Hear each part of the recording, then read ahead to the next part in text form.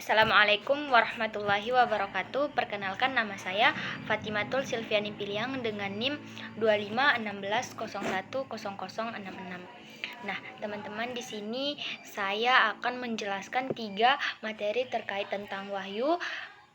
Yang kedua, ayat pertama dan yang terakhir diturunkan, dan yang terakhir tentang tata cara pengumpulan dan pemeliharaan Al-Quran. Baik, langsung saja ya teman-teman, kita masuk kepada pembahasan yang pertama, yaitu tentang wahyu. Nah, kita perlu tahu dulu nih teman-teman, apa sih wahyu itu? Wahyu secara bahasa ialah pemberitahuan, pesan, atau isyarat yang disampaikan secara cepat dan tersembunyi. Nah, namun secara istilah syar'i, wahyu ini dikatakan sebagai kalam Allah atau petunjuk Allah yang diturunkan langsung kepada Nabi dan Rasulnya sebagai pedoman hidup umat manusia nantinya. Nah, teman-teman perlu digarisbawahi ya, kalau wahyu ini bukan berasal dari pemikiran manusia, bukan dari juga hasil dari kajian, dan bukan juga hasil dari karangan Nabi ya.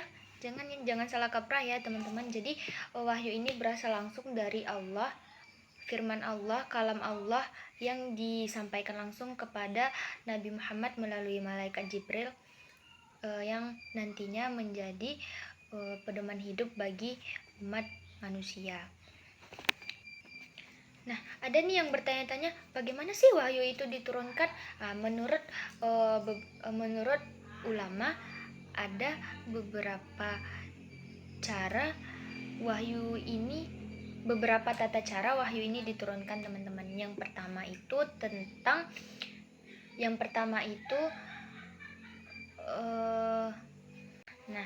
pertama melalui mimpi yang benar, atau dikatakan al-ru'ya al-shadiqah.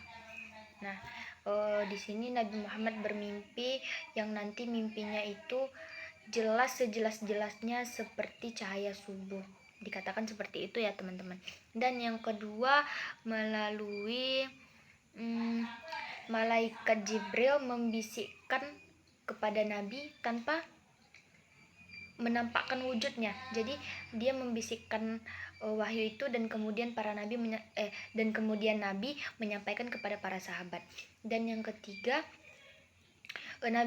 malaikat Jibril menampakkan wujudnya ya teman-teman. Nah, pada saat itu dikatakan Nabi Muhammad ini sedang mengasingkan diri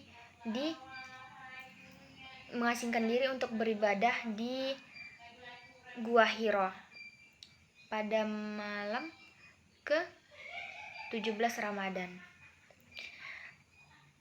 Malaikat Jibril mendatangi Nabi Muhammad sebanyak 3 kali, dan ketiga-tiganya, yaitu pada saat itu malaikat Jibril menampakkan dirinya teman-teman dengan sayap besarnya, yang kemudian malaikat Jibril ini berkata, "Iqra."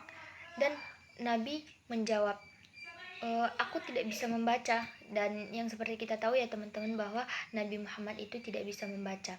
Dan kemudian mendengar hal itu, malaikat Jibril ini memeluk erat Nabi Muhammad sampai dada Nabi Muhammad ini sesak teman-teman, sampai dia itu kesulitan bernafas, sampai dia pingsan dan terbangun. Dia berlari ke rumah Siti Khadijah. Dia mengutuk pintu Siti Khadijah, berkata, Khadijah. Dan kemudian Khadijah membukakan pintu dengan melihat wajah Nabi Muhammad yang pucat pasi. Dia kemudian menenangkan Nabi dengan perkataan yang menguatkan, Allah tidak mungkin menghinakan makhluk mulia seperti engkau. Aku tidak tahu ya, saya tidak tahu panggilannya apa, yang penting itulah kata-katanya. Nah, terus Muhammad berkata, selimuti aku. Nah, gitu ya teman-teman cerita singkatnya. Nah, yang terakhir itu suara yang terdengar seperti dentingan lonceng. Nah, ini merupakan penerimaan wahyu yang paling berat ya teman-teman. Di antara semuanya ini yang paling berat karena tadi kan melalui malaikat Jibril kan, dia menampakkan diri, dia membisikkan, berarti rasanya lebih nyaman lah gitu. Nah, kalau dentingan lonceng ini alam langsung yang berkomunikasi kepada Nabi. Jadi buntingan lonceng ting ting, hanya Nabi Muhammad sendiri yang bisa mendengarnya, dan itu membutuhkan konsentrasi yang tajam dan fokus yang mendalam, karena tidak boleh tertinggal satu huruf, satu kata pun tidak boleh tertinggal teman-teman. Jadi Nabi Muhammad harus mengerahkan segala kemampuannya untuk mengingat apa yang disampaikan pada saat itu juga. Dan puncak wahyu yang diturunkan kepada Nabi ini adalah Al-Quranul Karim. Nah, itu ya teman-teman tadi tata cara dari turunnya wahyu kepada Nabi Muhammad. Nah, pertanyaan terakhir ialah apa sih fungsi wahyu bagi kita? Nah, fungsi wahyu bagi kita teman-teman ialah sebagai pedoman hidup. Tanpa wahyu ini teman-teman, kita tidak tahu cara bagaimana beribadah. Nah, wahyu ini menjawab persoalan-persoalan di dunia tentang hukum, akidah, tauhid, dan lain sebagainya. Jadi wahyu ini berperan penting untuk keselamatan hidup manusia. Dan sebagai penutup teman-teman, mari kita tingkatkan kecintaan kita kepada Al-Quran, dan dengan membaca, mentadaburi, serta menerapkan di kehidupan sehari-hari. Nah, dengan cara itu kita juga akan mendapatkan pahala, dan insya Allah itu balasannya surga. Amin amin ya rabbal alamin. Nah, karena pembahasan pertama sudah selesai ya teman-teman, sudah rampung ya, dikatakan sudah rampung, masuk kita kepada pembahasan yang kedua, yakni tentang ayat pertama dan yang terakhir diturunkan. Nah, di sini ayat pertama yang diturunkan ialah Al-Alaq 1-5. Nah, dengan perintah bacalah. Pesan pertama dari ayat ini bukanlah sholat, bukan zakat, bukan ya teman-teman, akan tetapi Iqra, bacalah. Allah memerintahkan kita untuk membaca, belajar, dan mengenal Tuhan kita. Nah, hal ini secara langsung ya teman-teman menunjukkan bahwa fondasi utama agama Islam itu adalah ilmu.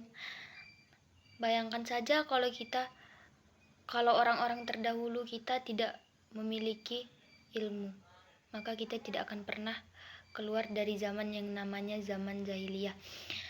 Jika di masa itu tidak ada Nabi Muhammad, maka kita tidak akan merasakan zaman seperti yang kita rasakan pada saat sekarang. Dan ayat yang terakhir diturunkan ialah surah Al-Baqarah ayat 281 yang artinya dan peliharalah dirimu dari azab yang terjadi pada hari engkau dikembalikan kepada Allah. Nah, singkatnya tuh gini teman-teman. Kalau yang pertama ayat yang pertama diturunkan itu adalah mengajarkan kita cara untuk hidup dengan ilmu, dan yang terakhir adalah mengingatkan kita tentang kematian, bahwa setiap makhluk hidup yang ada di dunia ini bakal mati ya teman-teman, karena yang kekal itu hanya Allah. Nah, kesimpulannya Al-Quran ini membimbing kita dari semenjak kita brojol, dari semenjak kita lahir sampai kita meninggal teman-teman. Jadi marilah kita menjadikan Al-Quran ini sebagai kompas untuk hidup kita ya teman-teman, agar hidup kita terarah dengan baik.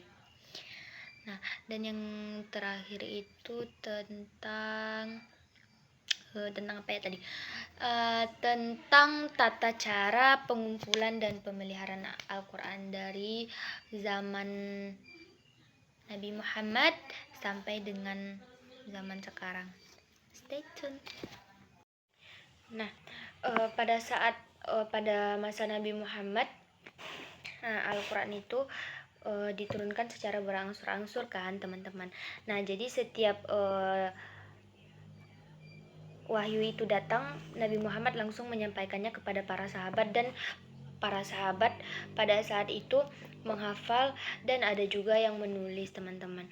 Yang ada yang menulis di berbagai media ya, di antaranya pelepah kurma, batu, atau di daun-daun kering. Nah, dan beberapa para sahabat yang unggul dalam menghafal Al-Quran ini diantaranya Abdullah ibnu Mas'ud, Ubay bin Ka'ab, dan lain sebagainya. Nah, setelah Nabi Muhammad wafat, kepemimpinan pada saat itu dialihkan kepada Abu Bakar As-Siddiq. Nah, di masa Abu Bakar ini teman-teman terjadi perang besar yang dikenal sebagai Perang Yamamah. Nah, di perang inilah banyak para sahabat penghafal Al-Quran ini gugur teman-teman. Nah, jadi di situ timbul ketakutan di hati Abu Bakar. Gimana nanti kalau Al-Quran ini bisa, kalau ini terus-terusan terjadi, Al-Quran ini bisa hilang begitu kan. Nah, jadi muncullah saran dari Umar. Nah, Umar ini mendesak agar mushaf Al-Quran, agar Al-Quran ini dibukukan teman-teman, dijadikan sebuah mushaf gitu teman-teman. Nah, mendengar hal itu Abu Bakar awalnya merasa keberatan, agak ragu dianya, karena dia menganggap itu kan belum terjadi di zaman Nabi kan teman-teman. Dia takut hal itu akan menjadi bid'ah. Akan tetapi Umar kembali meyakinkan beliau hal itu menjadi bagian dari bid'ah hasanah. Nah, dan pada saat itu dikenal dengan mushaf Abu Bakar.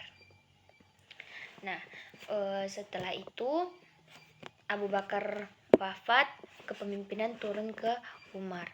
Nah, setelah Umar wafat, mushaf ini diserahkan kepada yang bernama Hafsah radhiyallahu anha, yang merupakan anak dari Umar bin Khattab. Dan kemudian kepemimpinan berpindah ke Utsman bin Affan. Nah, di sini teman-teman perjuangan di masa ini teman-teman sangat berat teman-teman, karena pada saat itu agama Islam ini, Al-Quran ini sudah tersebar luas di antaranya berawal dari Syam, Mesir, Irak, Persia teman-teman. Nah, mengapa dikatakan perjuangannya berat? Karena pada saat itu dialek di antara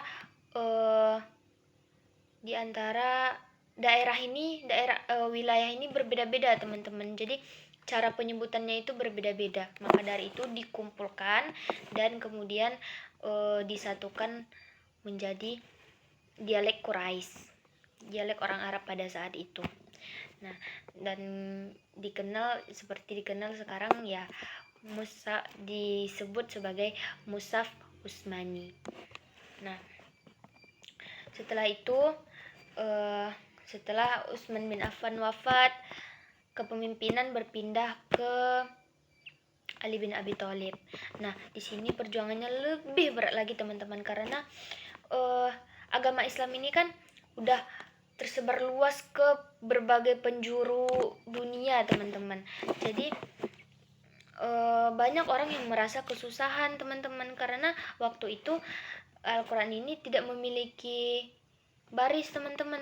Jadi yang bisa memahaminya itu cuman orang Arab, gak ada barisnya, gak ada titik. Nah, jadi Ali kemudian minta bantuan kepada pakar nahwu, ahli nahwu ya teman-teman, yang bernama Abul Aswad Ad-Du'ali. Nah, dia meminta pertolongan kepada beliau agar Al-Quran ini ditambahkan titik dan barisnya, sehingga pada saat itu Al-Quran benar-benar menjadi sempurna. Dan kemudian dilakukan pembukuan yang dilakukan oleh Zaid bin Sabia. Nah, dia yang membukukan Al-Quran. Nah, dan Al-Quran pun dicetak secara resmi, teman-teman, dibangun percetakan resmi. Baik itu terdapat di wilayah Arab dan Indonesia juga. Saat sekarang ini kita tahu ya, teman-teman. Dan setahu saya masa pemeliharaan Al-Quran pada saat Pak Prabowo yaitu dengan mungkin contoh nyatanya salah satu syarat masuk ke dalam kategori beasiswa dibiayai oleh negara, beasiswa kedokteran, ialah dengan hafal 30 juz, teman-teman. Itu setahu saya. Mungkin ada banyak hal lagi yang dilakukan oleh beliau untuk pemeliharaan Al-Quran ini. Nah, sekian itu penjelasan materi dari saya. Jika ada kata yang salah atau kurang, mohon dimaafkan. Dan saya juga menerima kritik dan saran ya, teman-teman. Jika ada kritik atau saran yang membangun saya, maka saya terima, teman-teman. Wabillahi taufiq wal hidayah. Wassalamualaikum warahmatullahi wabarakatuh.